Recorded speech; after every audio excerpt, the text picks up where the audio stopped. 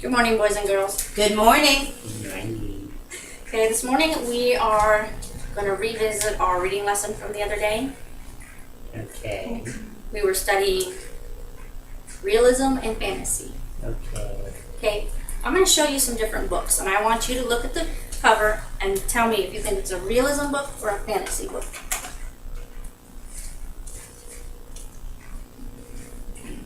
That's a real book.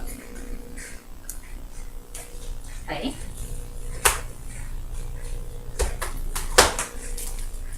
Realism. Okay. Fantasy. Do you agree? Sure. Realism. Real.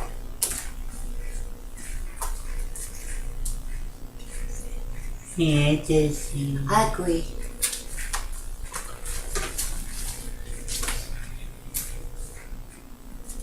Ooh, that's a fantasy. Didn't know that one, did you? No. That's got to be real. One more. Fantasy. That's real. There we Okay. go. So y'all have been studying animal habitats in science, and in math you're doing a lot of sorting. We're going to combine all of those techniques today in our lesson, okay? I want to ask a question. Who can tell me the difference between a realism story and a fantasy story? Sharon? Realism is when something already happened. Okay. What about fantasy? Greg? It's fake. What do you mean by fake? It's not real. They make up a story. Okay. So I'm going to give you the definitions. Fantasy is a story about something that could not really happen. Like in our nursery rhyme, the cow jumped over the moon. Can a cow really jump over the moon? No, Okay, I don't again. think so. Realism describes a story that tells about things that could really happen. Like our solar system book, it talks about the moon and the earth. Those are all real things. Okay? Yesterday we did a lesson. We read the Skippy John Jones book, and we read What Makes a Bird a Bird. We went some details from that story, from the two stories, and we put them on a Venn diagram and sorted them as to what was real and what was fantasy and what could apply to both. I have a couple of those things I want you to think about. Lots of things can fly. Would that be realistic or fantasy? That's real. Right? Some birds do not fly. Real or fantasy? Real. Okay. A bee is full of beans. Realistic or fantasy? Fantasy. Birds have feathers. Real or fantasy? Real. Okay. There are different types of animals. Real or fantasy? Real. Real. Okay. A cat sings and dances. No, that's fantasy. Fantasy. Okay. A cat can turn into a chihuahua. Realism or fantasy? That's fantasy. Fantasy. Very good.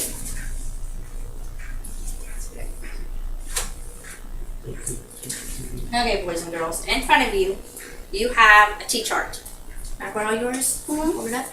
Okay. Looks like this. What we're going to do is you each have a piece of paper that has some different words on it. We're going to sort those out as to what is realism and what is fantasy. I'm going to read them out loud, and you're going to decide what side to write it on. And I'm going to draw a board up, picture on the board right here. This is my T-chart. Okay? Here we have realism. And this side will be fantasy. Spell it. Okay, are we ready? Yes. Okay, the very first one says animals that talk. You have to write it under realism or fantasy. Do we say the name of the bird or just say yes or no? You just write real animals that talk. Write it off your sheet if you can't spell it. Okay, the next one is birds have feathers. Is that a realism or a fantasy? Birds have feathers. Okay. Animals are in the story. Will that be realism or will that be fantasy? You have to choose one or the other. Okay. Puppies that sing. Realism or fantasy? Animals with wings. Realism or fantasy? Animals need to sleep. Realism or fantasy?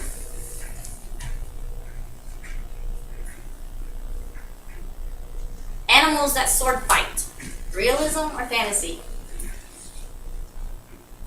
Not all birds can fly. Is that a realistic statement or is that a fantasy statement from our stories? Animals are special. Will that be realistic or will that be fantasy? Okay, I'm going to give you just a minute or two to look it over. Make sure you have all of your answers written where they need to be. If you have any questions, now would be a good time to ask them. Remember, fantasy is something that cannot really happen, and realism is something that can really happen. Did you have any questions, Greg? No? No questions? No. Are you sure? Sharon? Animals that need to sleep. What are we talking about? Well, back to our story. We had, in our birds have a feather story, we had bats sleeping. And they had, remember we were talking about different things that make a bird? Mm-hmm. Like if they had wings or what makes a bird a bird. And in that story there were cats and there were bats and they all slept. But, so is that something that would be realistic that the animals need to sleep? Or would that be a fantasy that animals don't really need to sleep? Gregory, you need to finish writing and stop making faces at Sharon. Okay, is everybody finished up? Yes, ma'am. Now we're going to But go are over. bats birds? You tell me. They fly. What do you remember from the story? Were the bats birds? Do you remember at the end of what makes a bird or what made a bird a bird? No. Yeah, it's wings. No, because bats have wings and insects have wings. Birds have one thing, one simple thing that makes them birds. Oh, feathers. Exactly. See, you got it. Feathers is the one thing that makes a bird a bird. It's the only animal that has feathers is a bird.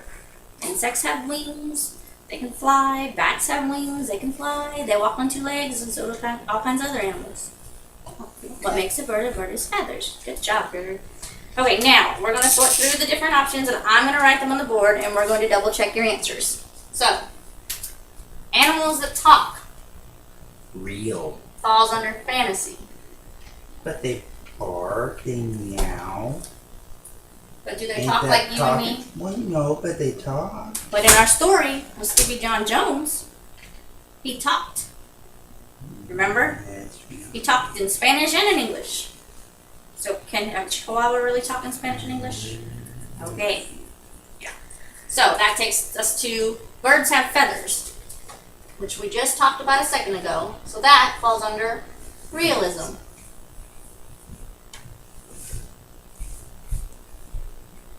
Okay, animals are in the story. I kind of threw a couple in there to trick you because did we not have animals in both stories? Mm-hmm. So that could go on either one. So I'm just going to write it on the bottom.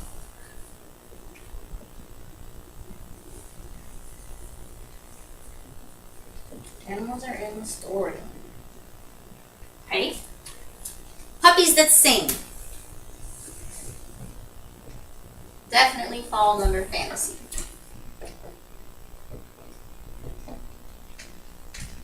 Animals with wings. That we're going to put under realism. And yes, I know there was a big bee in the Skippy John Jones story that had wings and flew, but he's an insect, not an animal. You have to remember that.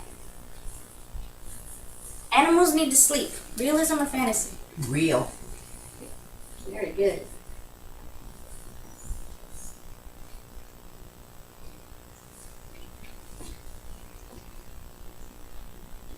Animals that sword fight. Not good fantasy. Exactly.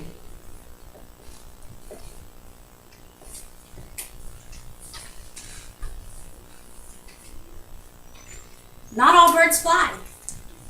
True. Realism. Oh, realism. Very good. Those pink birds is called flamingos. It's been on my list. Can you think of another type of bird that doesn't fly Another type of bird that doesn't fly. besides the flamingo? Do you know it? You can hint they're black and white and they waddle.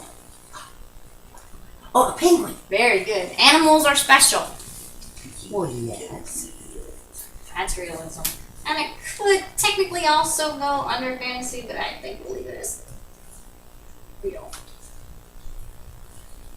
Teachers are special. That's very nice thing to say. Alright, boys and girls. So, thinking back on our story, can anybody give me a detail from Skippy John Jones that tells you that it's a fantasy story? Sure. Because the Chihuahua was speaking Spanish, and dogs don't speak Spanish. Or the other language. Very It's good. fantasy. Okay. Gregory, what do you think? It's a book. It's a book. But can you give me an example of something that was fantasy from Skippy John Jones? Think about it for a few minutes. It looked like a kitty cat, but it had doggy ears. Ah, remember Skippy John Jones is a Siamese cat. And when he goes into his make-believe world, he is a ferocious chihuahua. He's a sword-fighting hero. Remember? So that would be a good example. Okay. Now let's think about the birds having wings. Or what makes a bird a bird? Give me a Feathers. feathers. That's a realistic thing. What about other things that birds do from the story? I don't remember. Well, what do they use to fly? Your wings. Birds have wings. Bats have wings. Animals have wings. Oh. An animal slapped in the story. Can anybody think of any other? Let's look at some of our nursery rhymes. There's a cat in the hey diddle diddle, cat in the fiddle. Cats can't play fiddle. Very good. The cat cannot play a fiddle. Can a cow jump over a moon? No. Very good. Okay, how about the egg tree? Well, it depends if it's Easter or not. We hang them up in there. But no, it's a fantasy. And roosters can't lay eggs. No, I think the rooster was just a drawing. This story is actually about a grandmother teaching her grandchildren how to make special painted Easter eggs that they hang on a tree. That's right. So it is a realistic story, and that can really happen. You can paint eggs, and you can put them on a tree if you want to, although most people probably don't. Okay, boys and girls. Now, let's put our paper and pencil away for a second. We're going to recap. Gregory, what is fantasy? Something that's not real, Okay. but they put it in books, and you can't touch it, and sometimes they don't have feathers. Okay, wait a minute now. Why do you think an author would write a fantasy story? To make us happy. Why? It's Is he informing you about something? No. Is he entertaining you? Is he entertaining us? Ah, so fantasy stories are used mainly to entertain. Now, Sharon, what is a realism story? A realism story is a story written about something or someone. That could what? Could walk across the street. Right. Okay. Is it something that can happen or can't happen? Oh, it can happen. So realism is a story that tells of things that really can happen. So let's look at holidays. They all have something that goes with them, right? They all have a symbol. But how do you know what's realistic and what's fantasy? Because the Easter bunny can't lay eggs. Ooh, very good point. The Easter Bunny is a very wonderful idea, but he really can't lay eggs. Santa Claus that could can't be. hit everybody's house either on Christmas. Very true. Okay, so to recap, we now have a clear understanding that fantasy is a story about something that cannot really happen, and realism describes stories that tell about things that could really happen. Thank you.